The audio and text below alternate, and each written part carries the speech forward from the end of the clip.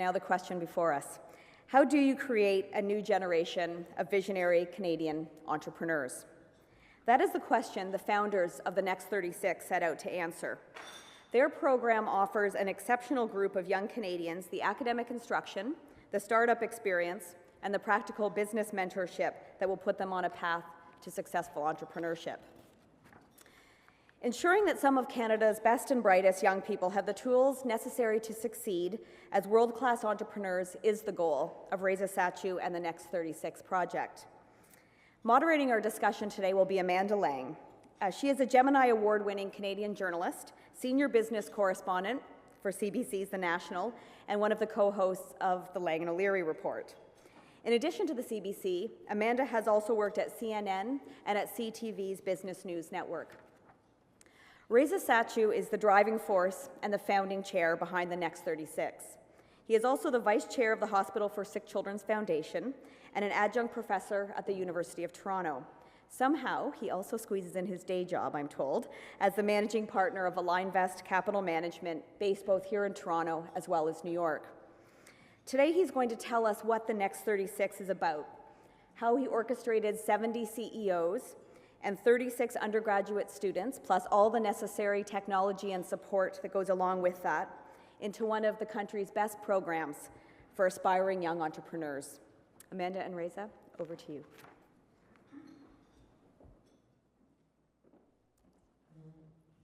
Thanks, Allison. And hello, everyone. I'm delighted to talk to Reza about this. This is a subject that is of utmost importance to Canadians. If we care about our country and our future, and we all do, our economic well-being, we care about new companies, new businesses, new ideas. And one question that I've always had, and I'm going to start here, and I should note that Reza is a very nice guy. Those of you who know him know he's a nice guy.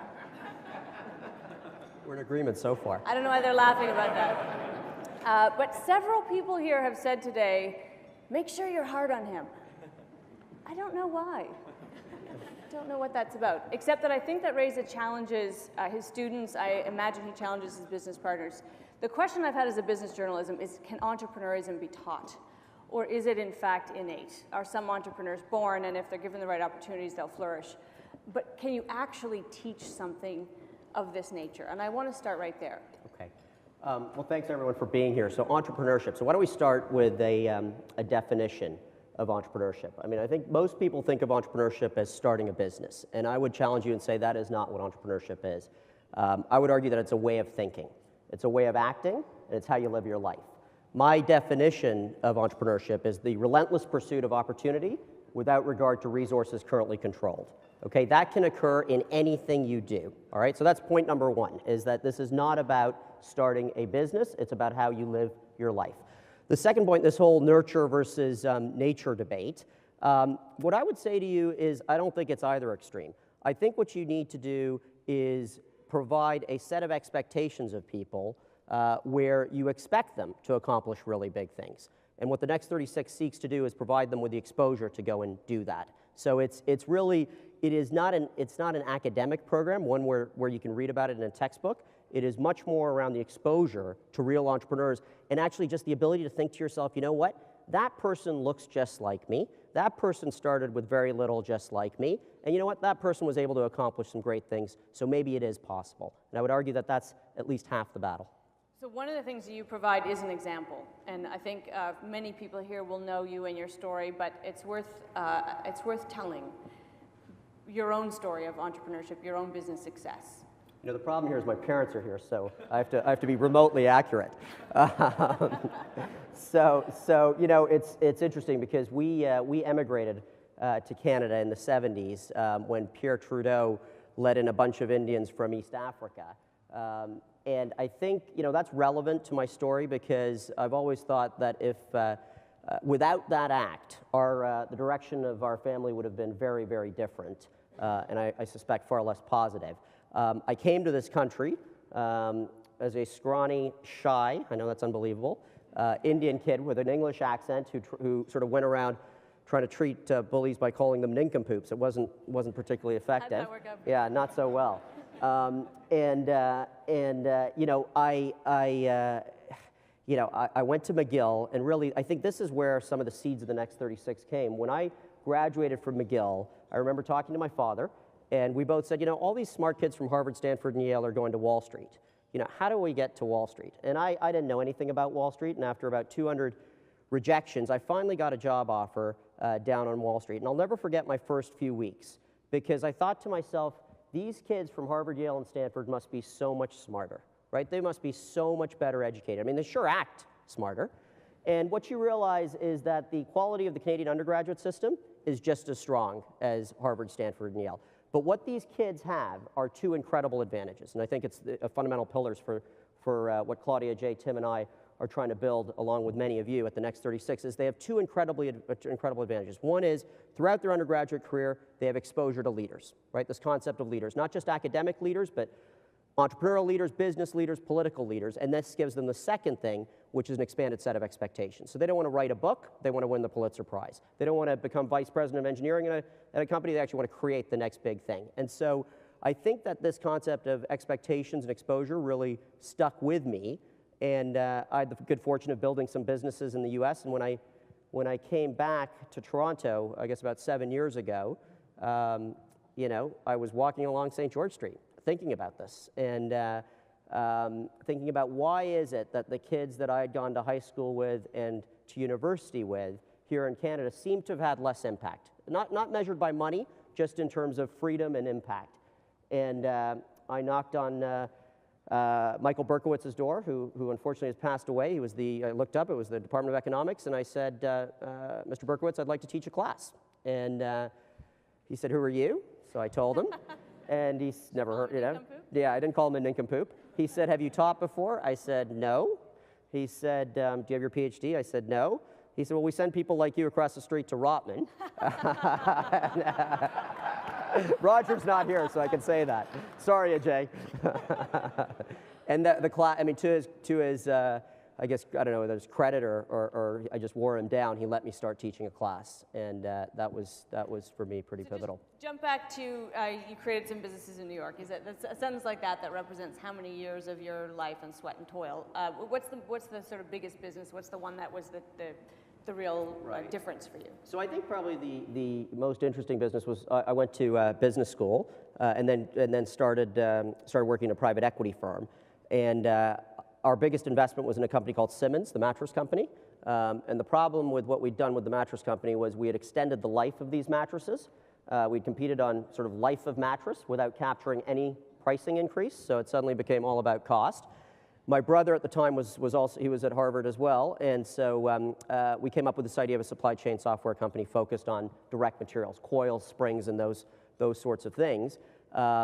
And we ended up, my brother had a very similar background to me in that he was on Wall Street and then had gone to HBS. We ended up raising money from Sequoia, KKR, Onyx, Madison Dearborn, all these fancy people.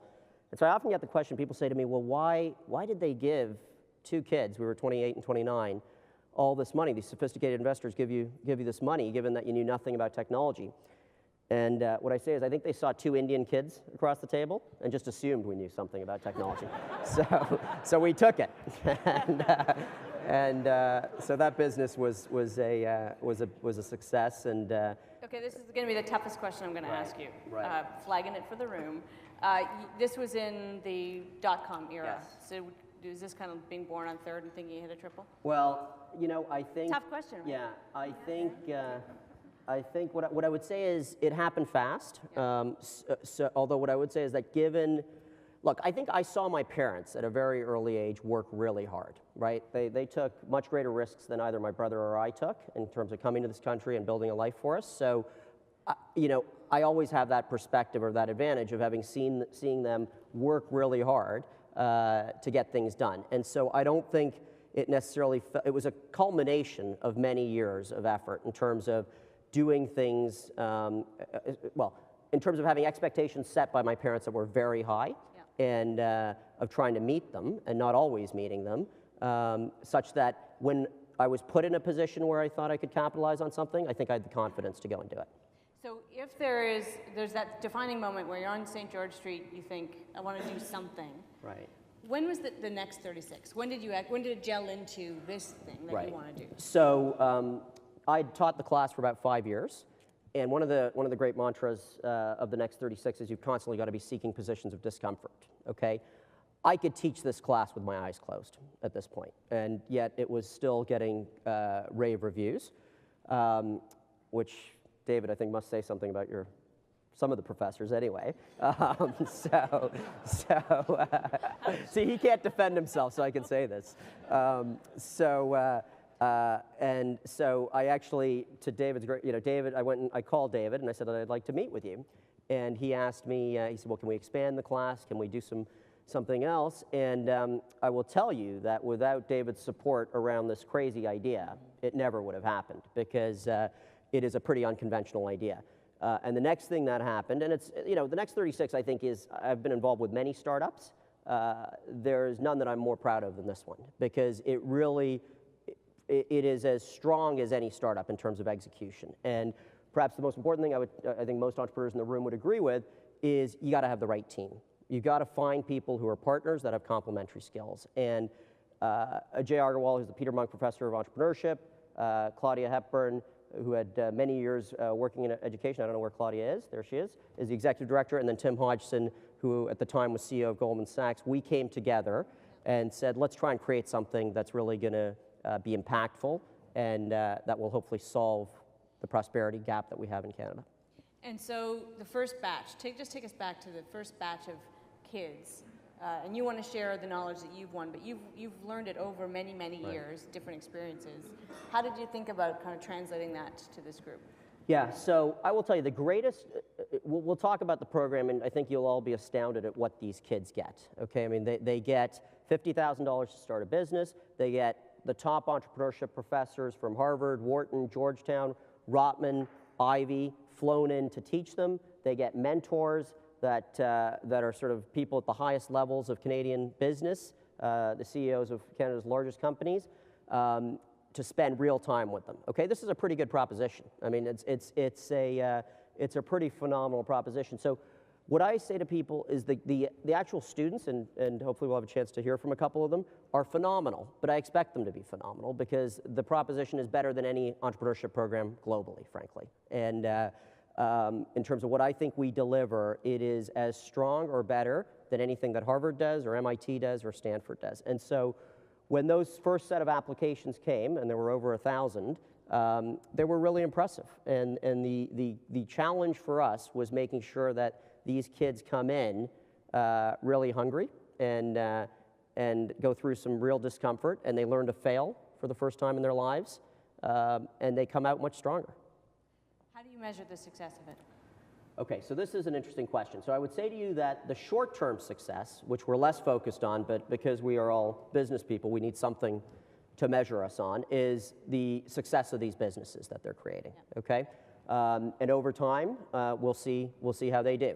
But I would say that the reason so many people are involved in this program is because of the long-term success of the program, long-term goal, sorry. And the long-term goal is nothing short of increasing the prosperity in Canada. So one of the big problems, and I was just talking to Dr. Naylor about this, is that the prosperity gap between Canada and the US is increasing. It's increased from $2,000 per capita 20 years ago to $10,000 per capita.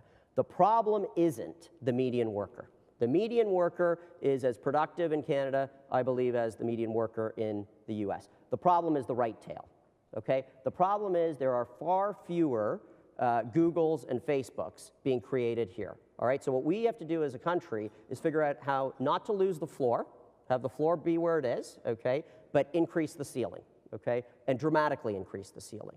And so what we're doing is this program is focused on that right tail. Those students that we think have remarkable potential to build something of real significance over time. And I guess, what we're confident about is that when they are ready to build something, the reason they will build it is because of the experience, the exposure, the relationships that they built through the next 36. And so that will be the true measure of the success of this program. There are students here. Yes. Do you want to talk to them? Sure, let's talk to them. So others who know me know how hard it is for me to sit down, so I'm going to stand up here, okay? So let's bring up Gideon, Iran, and Jane. Come on up. Come on up. Come here. Oh, sorry, Aiden. I'm sorry. I was thinking of your teammate. Sorry, Aiden, Iran, and Jane. Okay, Aiden. So Aiden, why don't you talk about your greatest challenge? Aiden's an alum of the Next 36. He's busy building his business, which he will talk about. One of the things that we try and do at the Next 36 is react to, be very flexible in terms of reacting to competitive forces. So why don't you talk about your biggest challenge? Yeah, my team and personally, my biggest challenge with the Next 36 was actually getting into the program. I was rejected from the program at first. Reza mentioned before that 1,000-odd students from across the country applied. 64 were brought into Toronto to be at the finalist selection weekend. 36 were selected, and my partners and I were not them. So what we do is, sorry, go ahead, Amanda. Well, it kind of raises the obvious question of why you're here. It's not as good looks. It's true. Iran has that one. What got us in was the fact that, like Reza said, the relentless pursuit of opportunity without regard to resources currently controlled. Stalking? Just shy of. We went, and the morning after we were rejected, we went and approached Reza, Tim, Claudia, and Ajay, and brought forth to them an argument saying that it's exactly these competitive forces that they're trying to teach the 36 students that they've selected. So they selected these 36 students, and realistically, they were now market leaders. And what happens to market leaders? They have people gunning for their tails. So we sent in a pitch explaining to the program that we, as 4 complete outsiders with no resources, no nothing, we have to be completely on our own in stealth. If we were at least as impressive as the batch that they selected, then we managed to teach their selected 36, the horses they've backed, that they weren't pushing themselves hard enough. And So you have to understand, the process we go through in these applications are people have to write 5 essays, have 2 letters of reference. They are read by multiple people. We then choose 72 who we fly in from all over North America for a series of 12 interviews by CEOs and entrepreneurs. Okay, so this is the process we go through. So we then have Aiden coming to us saying, I think my initial response when you said, I think you said, Reza, you've made a mistake. I think I probably kicked you out of the room pretty quickly. But he came up with a very comprehensive and creative pitch, which enabled us to let him in the beginning of the program in May. So why don't you talk a little bit about what your business is? My partners and I, we've built a company called Winston, and what we do is we handle taxi services, or we take over taxi services for larger enterprises. Because I'm not sure how many of you here work for companies like Ernst & Young or KPMG, but I saw a number of you in the audience. And one thing that you've probably used in your life is a taxi chit. Now, your corporate travel executive absolutely hates these. They are so inefficient, there's no transparency, there's no accountability with them.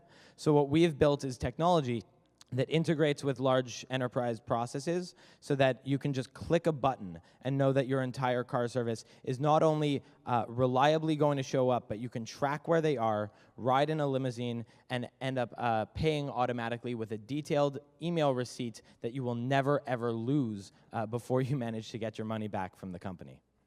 It's an app. Yeah, we've launched the iPhone app. That was 1 month ago. We offered our 50th ride yesterday, and on that we are now 80% subscribed to an angel round that will be bridging us through to April, when we expect to be able to raise a $2 million round that I just got back from the Valley at 5:30 a.m. Preparing for. So. Okay.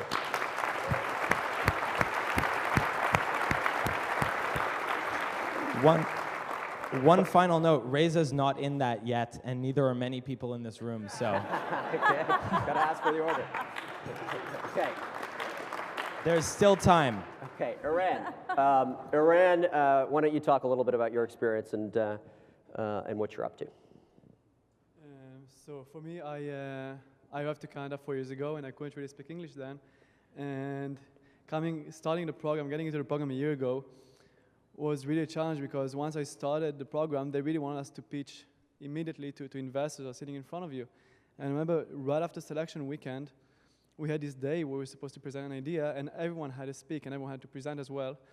and you sit down and it's like Dragon's Den, but instead of 4 of them, or 5 of them, you have like 20 of them sitting in front of you, and they're all just staring at you, and they have really good questions, they're pretty smart.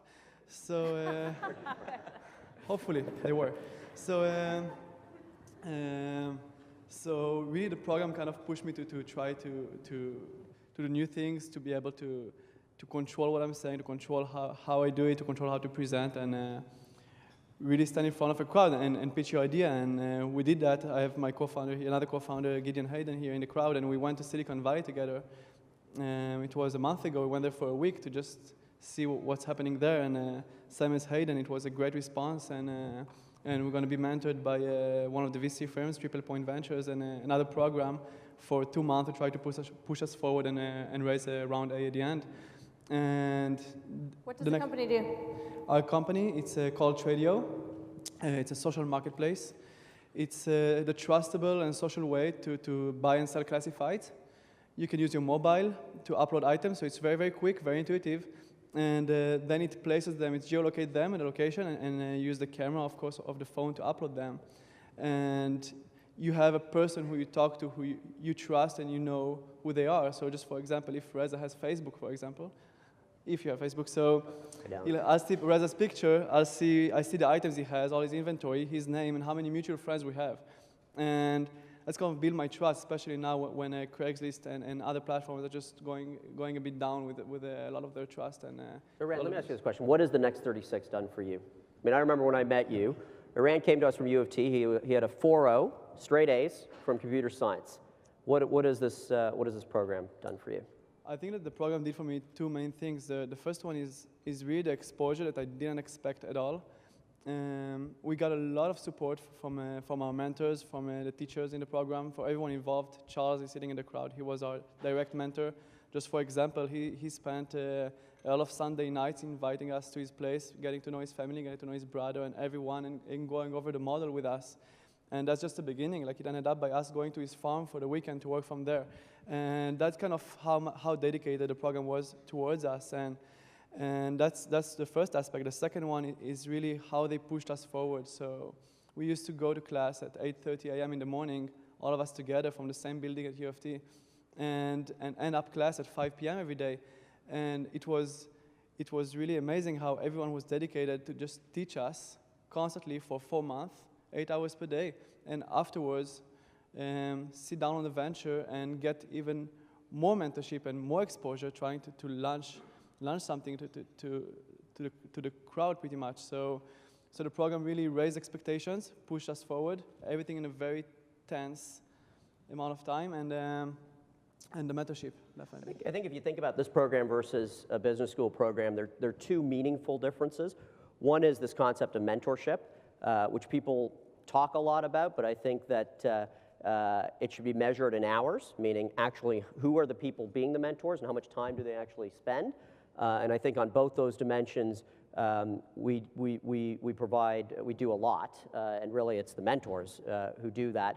And then the second thing is they get real money, right? They're getting $50,000 from real investors to build a business, to actually go out and think about how to capitalize on a market opportunity and bring a product to market, okay? And that is something that most business schools just can't do because they have too many people, they don't have the infrastructure in place. What I will also tell you, the reason this is important is if you look at the top 10 wealthiest people, okay, or if you look at the most valuable companies that have been created over the past 10 or 15 years, they are not created by people who look like us, okay? They're created by people who look like them, okay? That's who they're created by, all right? Zuckerberg, Gates, Dell, all these guys, they all started when they were at this age. And we have to change our culture here in Canada to realize that this is when it happens, especially in this kind of an environment.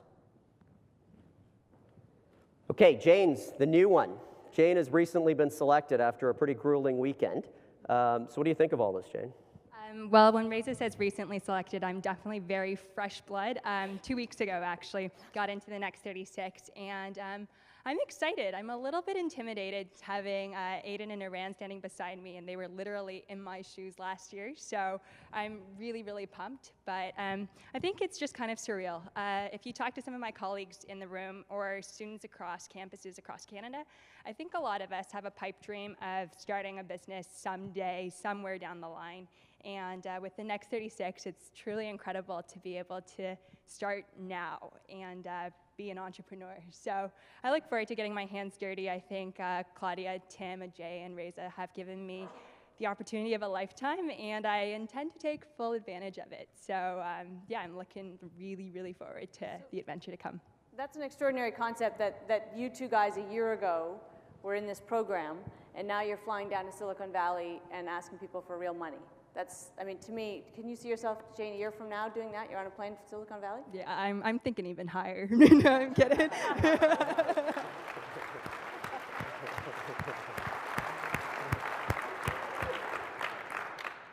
It's incredible. I mean, I was talking to Aiden actually last night, and when he was telling me he got back from 48 hours in the Valley, I think I had to pinch myself because I was like, you're just a year older than me. So. Well, in fact, Iran, I think you've been funded, and you and Gideon are moving to the Valley. We're moving to the Valley we're starting in January 16th at the Valley, and we'll see how it goes from there.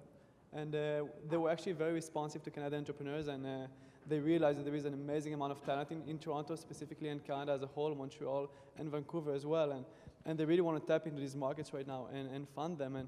And I think that, first of all, it's an opportunity missed for the Canadian investor that I think there is talent here, and it's pretty amazing talent, and we can do something with it in the Valley.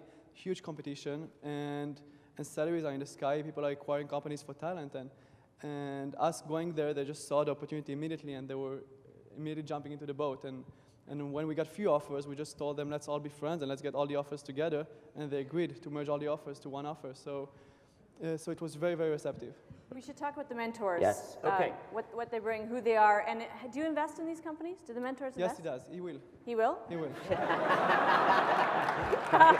Okay, so that's the right answer. So Amanda, you know, it's interesting, right? Because if people say, what's the special sauce of the Next 36? It's not these guys, okay? No, I mean, these guys, you know, I've got huge expectations for them. But the reason the Next 36, I think, has created this ecosystem is because of the mentors and the people who spend time, okay? And that's been really from, I think, Claudia, Jay, and Tim, and my perspective, has been the most astonishing thing, is these people who have really big jobs, doing interesting things, have families, and decide to spend a huge amount of time with these guys. So let me call on a couple of people. Let's start with Charles. Okay, Charles, can we give Charles a mic?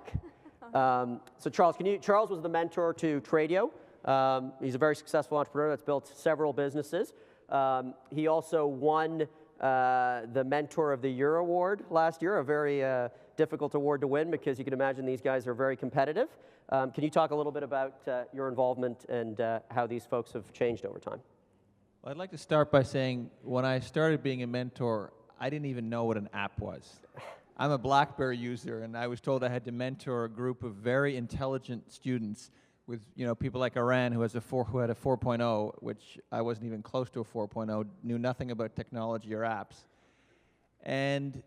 But what I realized was the role of a mentor was really not that of a technical mentor, but to herd these ambitious, highly motivated, and highly intelligent students towards building a small business. And being young, intelligent, and energetic young people, part of my job was to bring them back down from the ceiling, back down to the ground, and to remind them that it's not only a great idea that builds a great business, but it is focus and execution and organization. And I think those are the three things that young students needed a lot of reminding on, Aaron and Gideon. But over the course of the year, they have been incredibly impressive and focused on one idea and brought it through to completion. And as Aaron said, for me, it's kind of like being a parent and watching your child grow. And they've now grown out of what I can probably help them with and have moved on to Silicon Valley, where they're going to be mentored by proper mentors in the app world who actually know what they're talking about. So it's a very proud moment for me to hand over. I will stick around, but to hand over to professionals in Silicon Valley. And the final thing for those business people that are out there, I'd like to tell you two final things. The Next 36 is one of the most impressive not-for-profit organizations in Canada. And the 4 founders have done an incredible job of building something from nothing to what it is today. And secondly... This is going to cost me. This is going to cost you. But secondly, from a personal perspective, being a mentor has without a doubt been the most personally rewarding job that I've done in a not-for-profit organization. And if there's anybody out there that thinks that they want to try and help Canada bridge that gap with the United States, being a mentor is critically important to our success as Canadians. Thank you. Thanks. You know, Amanda, I wanted to, one of the things that happened last summer was we had Galen Weston, Jimmy Pattison, and Paul Desmarais, 3 of Canada's sort of most esteemed business leaders, come together for the first time and become founding patrons of the Next 36. And that meant that they host events, they've given us money, and they're supporters of the program. And I think the reason why they did it isn't because there are 36 kids that are going through the program, but because their hope and expectation is that this will have something to do, something positive around our country. And so another one of our mentors who I know is a big believer in this is John Kelleher. And maybe, John, I mean, I ask you this question only because you know, you're running a big business and you've spent a huge amount of time on the Next 36. And what's the motivation behind all that? And then also, John is the mentor to the other 4. And I remember asking him, once I had this problem of letting in these 4, to be the mentor of this group. And so I'm curious why you took on that challenge. Well, it's actually a funny story because I was actually in Reza's office on the day all of this happened, and it was complete serendipity because Reza said, I've got an extra team and I need an extra mentor. And so I asked him to tell me the story again, and I said, tell me how these 4 kids convinced you guys to let them into the program when they were out. And Reza told me the whole story, and I said, that's the team for me. Those are the 4 I want more than any other. And so we started an amazing journey on that day that's just been a great opportunity. And I think we conceived of ourselves as the outsiders from day one, and I think that's had been a huge factor in our success so far. So it's been a lot of fun. On your second question, quickly, I mean, for me, my motivation for getting involved in this program is all about Canada. It's what you referenced earlier. It's the prosperity gap. We've got this persistent gap in between the wealth of Canada and the US, and this is the way to solve it. And it's been really interesting to watch these kids for the last year because instead of getting excited about getting a job, this program has created an excitement in these kids to take a risk. And it's a profoundly different orientation, and I'm really excited about where we can take things going forward. That's the reason I'm involved. Thank you. Can I keep going? Let the kids go. Yeah, you guys can sit down. Okay, so we have a new mentor. Amanda, I may just this is, you know, You're this is, loving this, yeah, aren't this you? is great. You're fundraising, Yeah. they're fundraising. Yeah, it's fantastic. I don't know Everyone's. what I'm getting out of it. Yeah, we'll figure that out. I don't know. Okay, we've got a new mentor who I'd like to call on, who I think, you know, we try and get these mentors and we probably don't tell them exactly the truth about how much work they have to do, but I think now you're in it. So I don't know, is Julie here? So Julie is a great real estate entrepreneur who has just signed on, Amanda, to be a mentor to one of these teams. I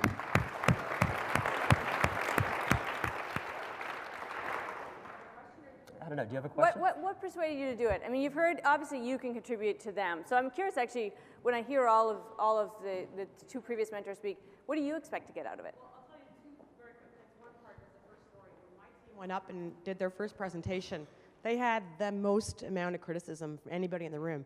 And they came down those stairs and they thought, oh my God, this is not good. And I said, guys, you should be so happy we had the most attention. And that's what an entrepreneur is about. We garnered the most energy, and that's what you do. You convert that energy into a positive solution. So why I'm involved is because I've been an entrepreneur all my life. And there's so much capacity in terms of creative capacity in this country. And I could expand my business so many times were it not for not having the entrepreneurs to come in and partner with me. There's so much capacity that I would just say, I need an entrepreneur. I don't necessarily need someone in administration. I need an entrepreneur. Someone who can team with me, can think with me, and we can go and grab those challenges. I mean, part of my early business learning was going to trade shows, and now my poor family has to go to trade shows instead of vacations. But that's what being an entrepreneur is about, and I think these kids will be the future of our country, and it will be something that their enthusiasm will then convince other kids that being an entrepreneur is amazing. Now, being a woman, I couldn't think of anything else. There is no corporate ladder in being an entrepreneur. You are the ladder. And so I've always had incredible freedom. I was 8 months pregnant when I was president of the Home Builders, why I actually ran my company. So it's something that allows a woman incredible independence, flexibility, and no one can say you're missing any ground because you missed a meeting, because you're doing the work behind the scenes. Thank you. So, Amanda, this is probably going to be one of the most embarrassing things she's had to do, but it's only because you're sitting beside Julie, Cheryl. So Cheryl doesn't know she's about to be cold called. She is a new entrant to the program.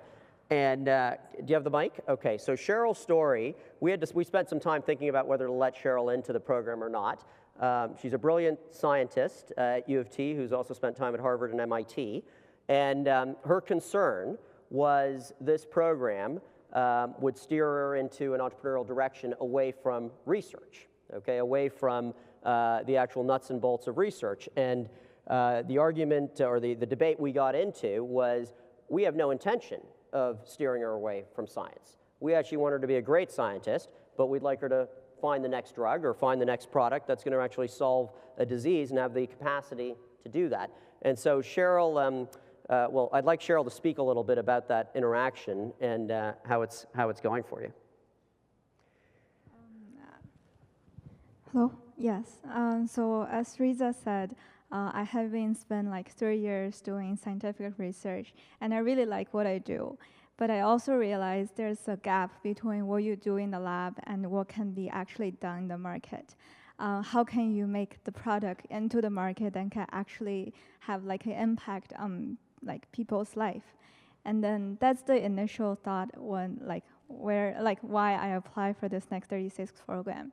And then I think we're really lucky because we find the right team of people. And then this year we're planning to do an app focused on Alzheimer's disease. We really hope that like a mobile application can not only benefit like people sitting around here, but also people that are in the hospital, the people that need care. And maybe it's a way that can help their family or their kids to take better care of their like father or like parents. So I really thank Reza and the Next 36 committee for this opportunity, and this will be something. This will be something later on. Like it can help me like to actually once I have an idea, I'll able to make it into a reality. Thank you. Congratulations.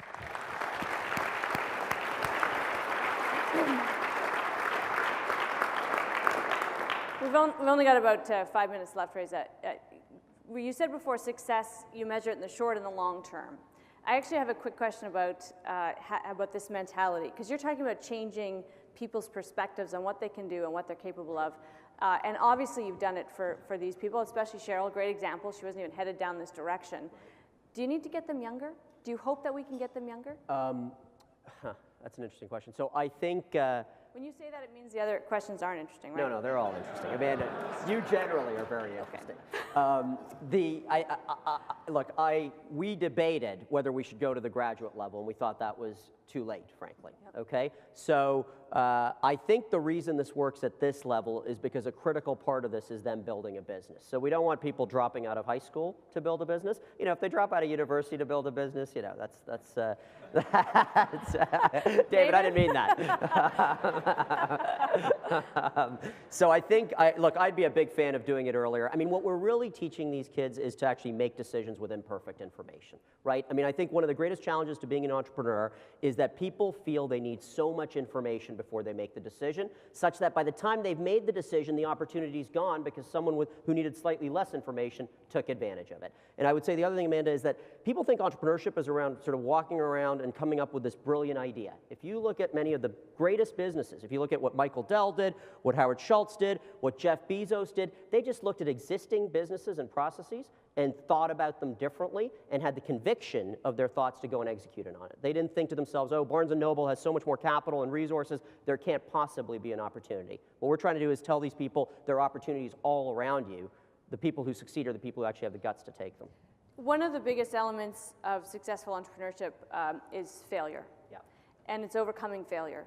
And I know as a business journalist, I've heard many times that Canadians aren't very good at that. We're not as good as others at wearing our failures as badges of honor. Can you teach it, or do you need to make them fail to learn it? So I think two things. One is a big part of this program is figuring out what your weaknesses are and addressing them now. Okay? So Cheryl doesn't like public speaking. Okay? She does not like speaking in public, all right? I can assure you, next year when she's up here, she'll be a dynamo and you won't recognize her, okay? So part of it is actually addressing those things that you're weak at and overcoming them. I will say that failure is critical, and throughout this program, what we do is we take kids who aren't used to failing and they fail. So I will tell you, by definition, there were 10 teams, 5 of them failed. They failed. These are kids that have never failed before. Their businesses have failed. They have wasted that $50,000, all right? That's a great lesson for them. The other 5 of them, which by the way I think is a terrific hit ratio, are continuing, all right? But even those 5 have gone through processes throughout this program where they've been challenged in a way that has been incredibly uncomfortable and has often led to failure. Is anybody tracking what happens to these kids, including the failures, as time goes on? We're interested to know where they go. Absolutely. So there's a whole alumni piece of this, and we spend a lot of time interacting with these kids and seeing what they're up to. And look, what we hope is that they're going to create an environment with the other people within the program such that they'll create a community amongst themselves as well. How big do you see this getting? What's your ambition for this? Okay, so let me be clear. I think this cannot be measured by number of people, right? Because as I've said, the valuable piece here is the ecosystem.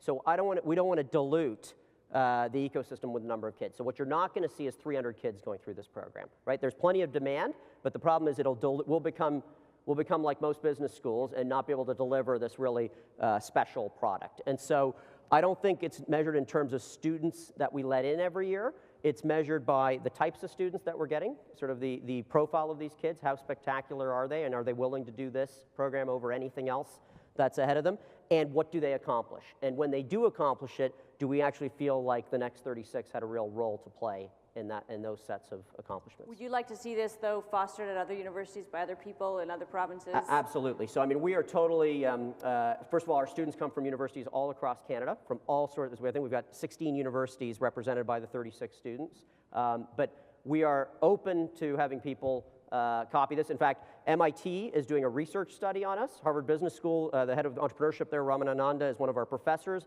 and has instituted a program that looks a lot like this down at Harvard.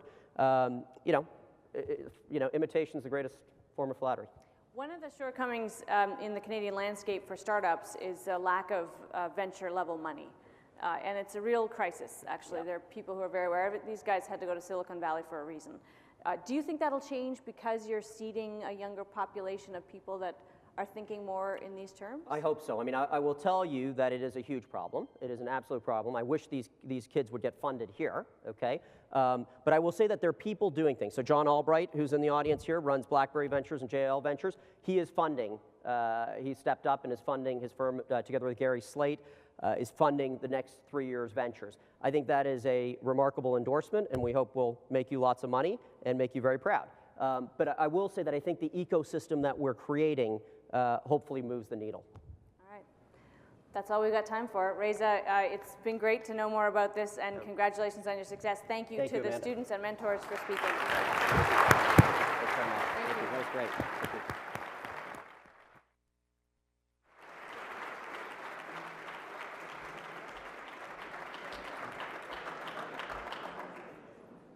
Good afternoon, everyone.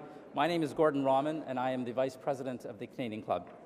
I want to thank both Amanda and Reza for what has proven to be a very interesting and informative discussion. Reza, the work that you are leading with your group of CEOs and students is perhaps more important now than ever. The challenges facing young people may be greater now than at any time since the Second World War. Unemployment rates are high, the world political and economic situation has reached unprecedented levels of instability, especially in Europe and the Middle East. The Next 36 program is vital if Canada is to continue its place of leadership into the future. Again, thank you, Amanda, for taking time to moderate our discussion. Aidan, Iran, and Jane, the mentors and the participants of the program here today, thank you for being here and sharing your stories with us. And Reza, thank you for all that you are doing to bring practical business skills to Canada's young people.